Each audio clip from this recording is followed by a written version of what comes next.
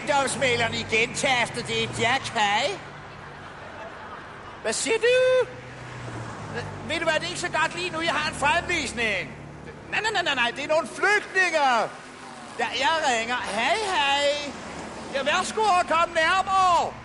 Ja, det er denne vej. Bare gå efter lyden, som man siger. Ja, hvad siger I så? Det er noget andet end Sandholmlejren, hva'? Jeg siger, det er noget andet end Sandholmlejren. Jeg har i hvert fald ikke nogen fugle, der vækker jer om morgenen. Nå, ja, dyt. Det er dansk. Det betyder velkommen til Gentofte. Ja, der var den igen. Jamen, de er utroligt gæstfri heroppe. Ja, de har i hvert fald været fri for gæster indtil nu. Og så ligger det jo dejligt centralt her mellem 3 motorveje.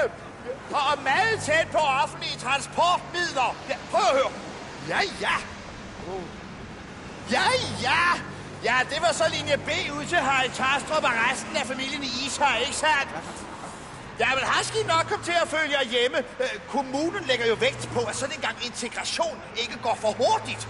Så vi har prøvet at finde noget, der minder om der, hvor I kom fra. Var det ikke også et eller andet krigshavet, halløjsa? Skal vi lige prøve at kigge ud på altanen? Jeg har i hvert fald ikke det. Der kan man lige skaffe det. Jeg har i hvert fald ikke nogen, der kan høre, hvis ederne hyler, når I slagter dem. Og Mekka, det er den vej, hvor I kan bede lige så tosset I vil. Ja, I får ikke nogen anden lejlighed. Og naboerne er der ikke noget bøvl med, for der er ikke nogen. Til gengæld er der gode muligheder for jeres børn. De kan gå lige udenfor og lege jorden er giftig. Og de behøver ikke bruge deres fantasi, for jorden er giftig. Ja, som vores borgmester sagde, giv mig bare én grund til at modtage flygtninge.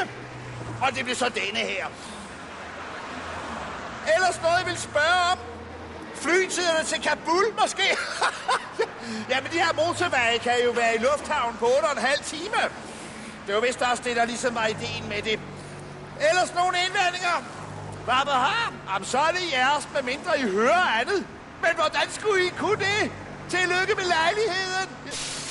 Nå, jeg klirer. Jeg glemte at fortælle, at vores borgmester, han bor lige et stenkast den vej.